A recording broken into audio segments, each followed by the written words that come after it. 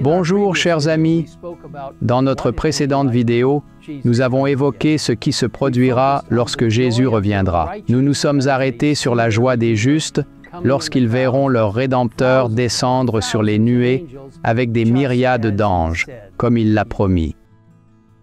Mais qu'en est-il de ceux qui ne sont pas sauvés? Que leur arrivera-t-il? La réponse se trouve en Apocalypse 6, 15, 17.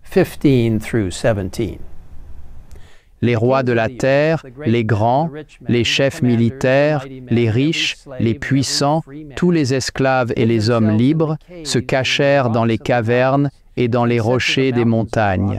Et ils disaient aux montagnes et aux rochers, « Tombez sur nous et cachez-nous devant la face de celui qui est assis sur le trône et devant la colère de l'agneau, car le grand jour de sa colère est venu, et qui peut subsister ?» Le jour qui apporte une joie inimaginable au cœur de ceux qui ont choisi de suivre Jésus sera un jour de terreur extrême pour ceux qui ont refusé d'écouter sa voix. Dans la tragédie des siècles, Ellen White décrit l'effroyable scène où les méchants reconnaissent la voix de Dieu appelant de leur tombe ses saints endormis. Elle écrit « Les railleries ont pris fin. Les lèvres mensongères sont réduites au silence. Cette voix qui parvient aux oreilles des morts, ils la connaissent. Que de fois ces accents doux et tendres ne les ont-ils pas conviés à la conversion? Que de fois ne s'est-elle pas fait entendre dans les exhortations affectueuses d'un ami, d'un frère, d'un Rédempteur? Ils ont entendu la voix du Sauveur suppliant « Revenez, revenez de votre mauvaise voie, et pourquoi mourriez-vous » Cette voix, écrit Ellen White, rappelle des souvenirs que l'on voudrait pouvoir effacer, des avertissements méconnus, des invitations refusées, des occasions négligées. Non seulement les impies encore en vie entendront cette voix, mais cette résurrection particulière inclura également ceux qui se sont moqués du Christ lors de son procès et alors qu'il était suspendu à la croix. Nous lisons « Ceux qui ont ridiculisé l'affirmation qu'il était le Fils de Dieu sont maintenant bouche close. Là se trouve le hautain Hérode, qui se moquait de sa royauté et qui ordonnait à ses soldats ricaneurs de le couronner. Les hommes qui ont frappé au visage le prince de la vie et l'ont couvert de leurs crachats se détournent maintenant de son regard perçant. Ceux qui enfoncèrent des clous à travers ses mains et ses pieds, le soldat qui perça son côté de sa lance, contemple ses cicatrices avec terreur et remords. Les événements du calvaire reviennent avec une douloureuse clarté à la mémoire des sacrificateurs et des principaux du peuple. Frémissant d'horreur, ils se rappellent comment, sous l'inspiration de Satan, il disait en branlant la tête « Il a sauvé les autres et il ne peut se sauver lui-même. Aussi, entend-on s'élever cette clameur d'agonie, c'est le Fils de Dieu, c'est le vrai Messie. »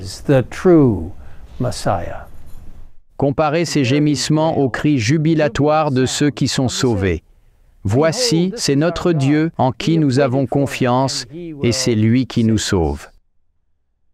Mes chers amis, ce jour-là, il n'y aura que deux groupes, les sauvés et les perdus.